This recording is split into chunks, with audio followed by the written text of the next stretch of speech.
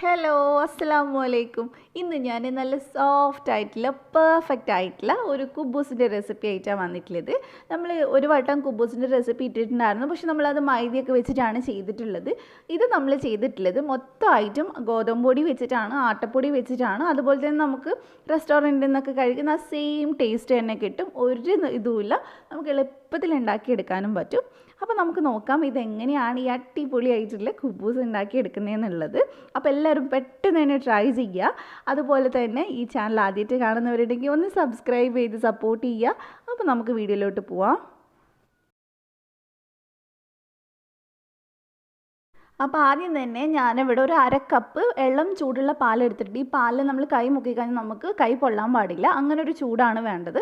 അതിനകത്തോട്ട് ഞാൻ 1/4 teaspoon instant east ചേർത്തിട്ടുണ്ട്, 1 ടേബിൾ സ്പൂൺ പഞ്ചസാര ചേർത്തിട്ടുണ്ട്. ഈസ്റ്റൊക്കെ എടുക്കുമ്പോൾ ഫ്രഷ് ആയിട്ടുള്ള തന്നെ എടുക്കുക, എന്നാലേ നന്നായിട്ട് പൊങ്ങി വരുള്ളൂ. അതിന് നമുക്ക് നന്നായിട്ട് ഇതൊന്ന് മിക്സ് ചെയ്തെടുക്കാം. പാലിൻ്റെ ചൂട് കൂടിയാലും കുറഞ്ഞാലും നമുക്ക് ഈസ്റ്റ് പൊങ്ങി കിട്ടില്ല, അപ്പോൾ അതൊക്കെ നന്നായിട്ട് ശ്രദ്ധിക്കുക. ഇളം ചൂടുള്ള പാൽ മാത്രം എടുക്കുക. ഇനി നമുക്കിതൊരു 10-15 മിനിറ്റ് ഒന്ന് മാറ്റി വെക്കാം. അപ്പോൾ ഒരു 10 മിനിറ്റ് ഒക്കെ കഴിഞ്ഞിട്ട് ഞാനിവിടെ ഒരു ബൗളിനകത്തോട്ട് 2 കപ്പ് ആട്ടപ്പൊടി എടുക്കുന്നുണ്ട്. നിങ്ങൾക്ക് ഇതിന് പകരം 2 കപ്പ് മൈദയിൽ ചെയ്യാം, അതുപോലെ തന്നെ 1 കപ്പ് ആട്ടപ്പൊടി 1 കപ്പ് മൈദ അങ്ങനെ എടുത്തിട്ട് ചെയ്യാം. അത് നിങ്ങളുടെ ഇഷ്ടത്തിന് ഞാൻ ചെയ്യാം. പക്ഷേ ഗോതമ്പ് പൊടി വെച്ച് ചെയ്താലും നല്ല ടേസ്റ്റ് തന്നെയാണെന്ന് കാണിക്കാൻ വേണ്ടി ഞാൻ ജസ്റ്റ് ഇങ്ങനെ കാണിച്ചെന്നേ ഉള്ളൂ. അപ്പോൾ നമ്മുടെ ഈസ്റ്റ് ഇത് നന്നായിട്ട് പൊങ്ങി നല്ല പത വന്നിട്ടുണ്ട്. ഇനി നമുക്ക് ഇതിനകത്തോട്ട് ചേർത്ത് കൊടുക്കാം. അത് മുഴുവനായിട്ട് നമ്മൾ ചേർത്ത് കൊടുക്കുക. പിന്നെ ഈ സമയത്ത് ഉപ്പും കൂടി ചേർത്ത് കൊടുക്കണം. ഞാൻ ഉപ്പ് ചേർക്കാൻ മറന്നിട്ടുണ്ടായിരുന്നു, അപ്പോൾ അവസാനം ഞാൻ വെള്ളത്തിൽ ചേർക്കുകയാണ് ചെയ്തത്. അപ്പോൾ ആദ്യമേ ഉപ്പൊന്ന് ചേർത്തിട്ട് പൊടി മിക്സ് ചെയ്തെടുക്കണം. അപ്പോൾ നന്നായിട്ട് ഞാനിത് മിക്സ് ചെയ്തെടുത്തിട്ടുണ്ട് ഇതെല്ലാം കൂടി. ഇനി നമുക്ക് ഇതിനകത്തോട്ട് കുറച്ചായിട്ട് വെള്ളം ഒഴിച്ചിട്ട് നന്നായിട്ട് കുഴച്ചെടുക്കുക. അത് നമ്മൾ ചേർക്കുന്ന വെള്ളവും ഇളം ചൂടുള്ള വെള്ളമാണ്, അല്ലാതെ സാധാ വെള്ളം എടുക്കരുത്, ഇളം ചൂടുള്ള തന്നെ എടുക്കാൻ നോക്കുക. എന്നിട്ട് നമുക്ക് നന്നായിട്ട് കുഴച്ചെടുക്കാം. നമ്മൾ സാധാരണ പൊറോട്ടയൊക്കെ കുഴക്കില്ല, അതേപോലെ നല്ല സോഫ്റ്റ് ആവണ വരെ നന്നായിട്ട് കുഴച്ചെടുക്കുക. ഒരുപാട് ടൈറ്റായി പോകാൻ പാടില്ല മാവ്. അപ്പോൾ കുറച്ച് നേരം കൗണ്ടർ ടോപ്പിൽ എവിടെയെങ്കിലും ഇട്ടൊന്ന് കുഴച്ചെടുത്താൽ മതി. ഇപ്പം ഞാനിത് നല്ല അടിപൊളിയായിട്ട് കുഴച്ചെടുത്തിട്ട് നല്ല സോഫ്റ്റ് ആയിട്ടുണ്ട്. അങ്ങനെ സോഫ്റ്റ് ആയാൽ മാത്രമേ ഇത് പൊങ്ങി കിട്ടുള്ളൂ. അപ്പോൾ ഇനി നമുക്ക് ഇതിനകത്തോട്ട് 1 ടീസ്പൂൺ എണ്ണ ഒഴിച്ച് കൊടുക്കാം. സൺഫ്ലവറാണ് ഞാൻ എടുത്തിട്ടുള്ളത്. ഒരുപാടൊന്നും എണ്ണ വേണ്ട, നമുക്ക് ഈ ഒരു ഇത്തിരി എണ്ണയെ നമ്മൾ ഇതിൽ ചേർക്കുന്നുള്ളൂ. എന്നിട്ട് നന്നായിട്ട് താഴെ മേലേക്ക് ആയിട്ട് നന്നായിട്ട് ഈ എണ്ണ ഒന്ന് തേച്ച് കൊടുക്കുക. എല്ലാവരുടെയും എണ്ണ ആവണം, കാരണം ഇത് പൊങ്ങി വരുന്ന സമയത്ത് നമുക്ക് എടുക്കാനുള്ള എളുപ്പത്തിന് വേണ്ടിയിട്ടാണ്. സൈഡിലൊക്കെ നമുക്ക് എണ്ണ ഇത് ആക്കി കൊടുക്കാം. ഇനി നമ്മൾ ഇതൊരു നനഞ്ഞ തുണി കൊണ്ട് ഇതൊന്ന് അടച്ച് വെക്കുന്നുണ്ട്. ഏതെങ്കിലും ഒരു കോട്ടൺ തുണി ഒന്ന് നനച്ചിട്ട് നന്നായിട്ട് പിഴിഞ്ഞതിന് ശേഷം ഇതുപോലെ ഒന്ന് അടച്ച് വെച്ചാൽ മതി. അതിൻ്റെ മുകളിൽ എന്നിട്ട് നമുക്കൊരു അടപ്പ് വെച്ചിട്ട് ഇതൊന്ന് അടച്ച് വെക്കാം. ഞാനിവിടെ ഒരു 2 മണിക്കൂർ ഇത് റെസ്റ്റ് ചെയ്യാൻ വെക്കുന്നുണ്ട്. ഒത്തിരി ചൂടുള്ള സ്ഥലമാണെങ്കിൽ 1 മണിക്കൂറൊക്കെ മതി. അതേപോലെ തന്നെ നിങ്ങൾ ഈസ്റ്റ് കുറച്ച് വേണ്ടുമെങ്കിൽ 1/2 ടീസ്പൂൺ ഈസ്റ്റ് ചേർത്തിട്ട് ഒരു 4 മണിക്കൂറൊക്കെ വെച്ചാലും നമുക്ക് ഈ ഒരു പെർഫെക്ഷൻ കിട്ടും, നന്നായിട്ട് പൊങ്ങി കിട്ടും. അപ്പോൾ അത് ഒരു 2 മണിക്കൂർ കഴിഞ്ഞിട്ടുണ്ട്. ഇതിപ്പോൾ നന്നായിട്ട് പൊങ്ങി വന്നിട്ടുണ്ട്, നിങ്ങൾക്ക് കാണുമ്പോൾ തന്നെ മനസ്സിലാവുന്നുണ്ടാവും. ജസ്റ്റ് ഇതേപോലെ കൈയിട്ട് നോക്കിയാൽ നമുക്കറിയാം. അപ്പോൾ ഇനി നമുക്കിതൊന്ന് ജസ്റ്റ് ഒന്ന് മിക്സ് ചെയ്തെടുക്കാം. എല്ലാം കൂടി ഒന്ന് മിക്സ് ആക്കി എടുത്താൽ മതി. ഇനി ഒരുപാട് കുഴച്ചെടുക്കേണ്ട ആവശ്യമില്ല, നന്നായിട്ടൊന്ന് മിക്സ് ചെയ്തെടുക്കുക. ഇനി ഇതിനകത്ത് നിന്ന് നമുക്ക് ചപ്പാത്തി മാവിനേക്കാൾ ഇച്ചിരി കൂടെ വലുപ്പമുള്ള മാവ് എടുത്തിട്ട് ഒന്ന് പരത്തിയെടുക്കാം. നിങ്ങൾക്ക് കുഞ്ഞു കുഞ്ഞു കുബൂസാണ് വേണ്ടെങ്കിൽ ചപ്പാത്തി മാവിൻ്റെ അത്രയും വലുപ്പത്തിൽ എടുത്താൽ മതി. ഞാൻ ഇച്ചിരിയും കൂടി ഒരു മീഡിയം സൈസുള്ള കുബൂസാണ് ഉണ്ടാക്കുന്നത്. എന്നിട്ട് ഇതേപോലെ ഒന്ന് റോൾ ചെയ്തെടുക്കുക. നമ്മൾ ഉരുട്ടുമ്പോഴാണെങ്കിലും അതേപോലെ തന്നെ പരത്തുമ്പോഴാണെങ്കിലും എവിടെയും ക്രാക്ക് വരാതെ ചെയ്യാൻ നോക്കിയാൽ നമുക്ക് നല്ല അടിപൊളിയായിട്ട് പൊങ്ങിക്കിട്ടും. ഇത് ഭയങ്കര ഡിഫിക്കൽട്ടൊന്നുമല്ല, നമ്മൾ ചപ്പാത്തി മാവ് ചെയ്യുന്ന പോലെ തന്നെയാണ്. അപ്പോൾ നമ്മൾ ബാക്കിയുള്ള മാവ് ആ നനഞ്ഞ തുണി വെച്ച് അടച്ച് വെച്ചിട്ട് വേണം ഇനി ഇത് പരത്താനായിട്ട്.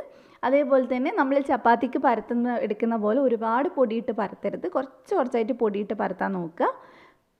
അപ്പോൾ ഇതൊന്ന് പരത്തിയെടുക്കാം. അതുപോലെ തന്നെ ചപ്പാത്തി മാവിനേക്കാളും ഒരു ഡബിൾ ആയിട്ടുള്ള ഒരു കനത്തിൽ വേണം നമ്മളിത് പരത്താനായിട്ട്, എന്നാലും നമുക്ക് നന്നായിട്ട് അതൊന്ന് പൊങ്ങി കിട്ടുള്ളൂ. ഇനി നമുക്ക് സൈഡ് ഇതേപോലെ നന്നായിട്ടൊന്ന് സെറ്റാക്കി കൊടുക്കാം, കാരണം സൈഡിൽ ക്രാക്ക് ഉണ്ടാവാൻ ചാൻസ് ഉണ്ട്. അപ്പോൾ ആ ഒരു പൊട്ടൽ കാരണം നമ്മളിത് ചുടുന്ന സമയത്ത് പൊങ്ങി വരും, പക്ഷേ പിന്നെ പെട്ടെന്ന് അങ്ങ് താഴ്ന്നു പോകും. അപ്പോൾ അങ്ങനെ ആവാണ്ടിരിക്കാനാണ് നമ്മൾ ഈ സൈഡ് ഇതേപോലെ ജസ്റ്റ് ഒന്ന് തൊട്ട് കൊടുത്താൽ മതി. അപ്പോൾ ആ സൈഡിലെ ക്രാക്കൊക്കെ അങ്ങ് പൊക്കോളും.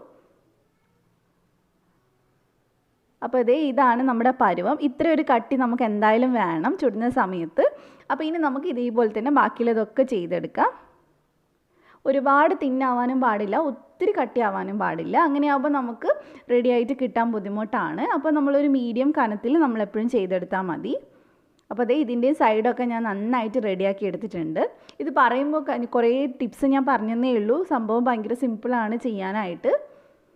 ഇനി നമുക്കിത് ചുട്ടെടുക്കാം. ചുട്ടെടുക്കുമ്പോഴാണെങ്കിലും നല്ല ചൂടുള്ളപ്പം വേണം നമ്മൾ തവയിലോട്ട് ഇത് വെച്ച് കൊടുക്കാനായിട്ട്. തവ നല്ല ചൂട് വേണം. അപ്പം നമുക്കിത് വെച്ച് കൊടുക്കാം. ഇനി നമ്മൾ ഫുൾ ചപ്പാത്തി ചെയ്യുന്ന പോലെ തന്നെയാണ് ഇതിൻ്റെ കാര്യം. ഒത്തിരി അങ്ങ് മറിച്ചിടേണ്ട ആവശ്യമൊന്നുമില്ല. ഒരു 3-4 തവണ മാക്സിമം മറിച്ചിട്ടാൽ മതി. ഇപ്പോൾ ഇതേ ബബിൾസൊക്കെ വന്ന് തുടങ്ങുമ്പോൾ നമുക്കിതൊന്ന് തിരിച്ചിട്ട് കൊടുക്കാം. അതുപോലെ തന്നെ നമ്മൾ തീ എപ്പോഴും കൂട്ടിയും കുറച്ച് വിട്ട് കൊടുത്തുകൊണ്ടിരിക്കുക. കാരണം ഇത് കരിച്ചെടുക്കരുത്. തീ ഒരുപാട് കൂട്ടി വെച്ച് കഴിഞ്ഞാൽ കരിഞ്ഞു പോകും. അപ്പോൾ നല്ല ചൂട് തോന്നുമ്പോൾ ഒന്ന് കുറച്ച് വെച്ചാൽ മതി. അപ്പോൾ അതേ ഞാനിത് വീണ്ടും മറിച്ചിട്ട് കൊടുത്തിട്ടുണ്ട്. ഇപ്പം നിങ്ങൾക്ക് കാണാൻ പറ്റുന്നുണ്ടാവും അത്യാവശ്യം പൊങ്ങി വരുന്നുണ്ട്. ഇത് ഈ ഒരു പെർഫെക്ഷനിൽ നന്നായിട്ട് കിട്ടും. നമ്മുടെ ചപ്പാത്തിയൊക്കെ പൊങ്ങണ പോലെ തന്നെ. ഇനി നമുക്കിത് ജസ്റ്റ് ഒരു വട്ടം കൂടി ഒന്ന് മറിച്ചിട്ട് കൊടുക്കാം. തീ കുറച്ച് വെക്കാൻ നോക്കുക, ഇല്ലെങ്കിൽ കരിഞ്ഞു പോവും. ഇനി നമുക്കിത് എടുത്ത് മാറ്റാം. നന്നായിട്ട് ഇത് വെന്ത് കിട്ടിയിട്ടുണ്ട്. ഇത് നമ്മൾ സാധാരണ ചപ്പാത്തി പോലെ തന്നെയാണ് കേട്ടോ. കട്ടിയുണ്ടെന്ന് വിചാരിച്ച് ഒത്തിരി നേരം വേവിച്ചെടുക്കേണ്ട ആവശ്യമൊന്നുമില്ല. കാരണം അത്രയും സോഫ്റ്റ് ആയതുകൊണ്ട് തന്നെ പെട്ടെന്ന് നമുക്കിത് വെന്ത് കിട്ടും. അപ്പോൾ ഇതേ അടുത്തതും ബബിൾസ് വന്നപ്പോൾ ഞാൻ തിരിച്ചിട്ട് കൊടുത്തിട്ടുണ്ട്. അപ്പോൾ ഇടയ്ക്ക് ചപ്പാത്തിയൊക്കെ കഴിച്ച് മടുക്കുന്ന സമയത്ത് ഇതുപോലെ ഒന്ന് ട്രൈ ചെയ്ത് നോക്കുക. ഇതിൻ്റെ കൂടെ നമുക്ക് കഴിക്കാനായിട്ട് മയണൈസോ അങ്ങനെ എന്തെങ്കിലും ഉണ്ടെങ്കിൽ തന്നെ നമുക്ക് ഈസി ആയിട്ട് കഴിക്കാൻ പറ്റുന്നതാണ്. നല്ല ടേസ്റ്റാണ് അതിൻ്റെ കൂടെ തന്നെ. അപ്പോൾ അതേ നമ്മുടെ അടുത്ത കുബൂസ് ഇവിടെ റെഡി ആയിട്ടുണ്ട്. നമ്മൾ സാധാരണ ചപ്പാത്തി പോലെ നമ്മൾ ഓരോന്ന് ചുട്ടെടുക്കുമ്പോഴും കാസറോളിൽ മാറ്റരുത്. ഇതുപോലെ ഒരു തുണിയുടെ ഇടയിൽ ഒന്ന് അടച്ച് വെക്കുകയാണ് വേണ്ടത്. എന്നാലേ നല്ല സോഫ്റ്റ് ആയിട്ട് ഇരിക്കുകയുള്ളൂ, അല്ലെങ്കിൽ ഹാർഡായി പോവും. അപ്പോൾ അത് ശ്രദ്ധിക്കുക. എന്തെങ്കിലും ഒരു കോട്ടൺ തുണീൻ്റെ ഉള്ളിൽ ഇതുപോലെ ഒന്ന് അടച്ച് വെച്ചാൽ മതി. ഓരോന്ന് ചുടുമ്പോഴും ഇങ്ങനെ ചെയ്യുക. അങ്ങനെ തന്നെ സെർവ് ചെയ്താലും മതി. അപ്പോൾ അതേ നമ്മുടെ കുബൂസ് ഇവിടെ റെഡി ആയിട്ടുണ്ട്. നിങ്ങൾക്ക് ഇത് കാണുമ്പോൾ തന്നെ മനസ്സിലാവുന്നുണ്ടാവും. നല്ല സോഫ്റ്റ് ആയിട്ടാണ് ഉള്ളത്. നല്ല അടിപൊളിയായിട്ട് നമ്മൾ ഷോപ്പിൽ നിന്ന് വാങ്ങിക്കുന്ന പോലെ തന്നെയാണ്. അതേപോലെ തന്നെ ഇത് കട്ട് ചെയ്യുമ്പോൾ നിങ്ങൾക്ക് ക്ലിയർ ആയിട്ട് മനസ്സിലാവും. നല്ല സോഫ്റ്റ് ആണെങ്കിൽ, നന്നായിട്ട് പൊങ്ങി വന്നിട്ടുണ്ടെങ്കിൽ ഇതേപോലെ നമുക്ക് ഒരു പോക്കറ്റ് മാതിരി കട്ട് ചെയ്തെടുക്കുമ്പോൾ കിട്ടുള്ളൂ. അപ്പോൾ എല്ലാവരും പെട്ടെന്ന് തന്നെ ട്രൈ ചെയ്യുമെന്ന് വിചാരിക്കുന്നു. ഞാൻ ഇതിൻ്റെ കൂടെ കഴിക്കാനായിട്ട് ചിക്കൻ ഫ്രൈയും അതേപോലെ തന്നെ മയണൈസും ആണ് ഉണ്ടാക്കിയിട്ടുള്ളത്. അപ്പോൾ മയണൈസിൻ്റെ റെസിപ്പിയൊക്കെ ഞാൻ ഓൾറെഡി ഇട്ടിട്ടുള്ളതാണ്. ചിക്കൻ ഫ്രൈ ഒരു നോർമൽ ചിക്കൻ ഫ്രൈ ആണ്. അപ്പോൾ നമുക്ക് അത് കൂട്ടി ഇത് കഴിക്കാം. ചിക്കൻ ഫ്രൈ വേണമെന്നൊന്നും ഇല്ല കേട്ടോ. മയണൈസോ ഹമ്മൂസോ എന്തെങ്കിലും ഉണ്ടെങ്കിൽ മതി നമുക്കിതിൻ്റെ കൂടെ കഴിക്കാനായിട്ട്. അപ്പോൾ എല്ലാവരും ട്രൈ ചെയ്യുമെന്ന് വിചാരിക്കുന്നു. ട്രൈ ചെയ്യുക, എന്നിട്ട് പെട്ടെന്ന് തന്നെ ഫീഡ്ബാക്ക് പറയുക. അപ്പോൾ നിങ്ങൾക്ക് എല്ലാവർക്കും ഈ റെസിപ്പി ഇഷ്ടമായിട്ടുണ്ടാവും വിചാരിക്കുന്നു. ഇഷ്ടമായിട്ടുണ്ടെങ്കിൽ ഒന്ന് ലൈക്ക് ചെയ്യുക, ഷെയർ ചെയ്യുക. സബ്സ്ക്രൈബ് ചെയ്യാത്തവരുണ്ടെങ്കിൽ ഒന്ന് സബ്സ്ക്രൈബ് ചെയ്യുക. എന്നിട്ട് തൊട്ടടുത്തുള്ള ബെല്ല് ക്ലിക്ക് ചെയ്തിട്ട് ഓളും കൂടെ ക്ലിക്ക് ചെയ്യുക. എന്നാൽ മാത്രമേ ഞാൻ വീഡിയോസ് ഇടുമ്പോൾ നോട്ടിഫിക്കേഷൻ വരുള്ളൂ. അപ്പോൾ ഇതേപോലെ തന്നെ മറ്റൊരു കിടിലൻ വീഡിയോ ആയിട്ട് ഇൻഷാ അല്ലാഹ് നമുക്ക് വീണ്ടും കാണാം. Thank you for watching.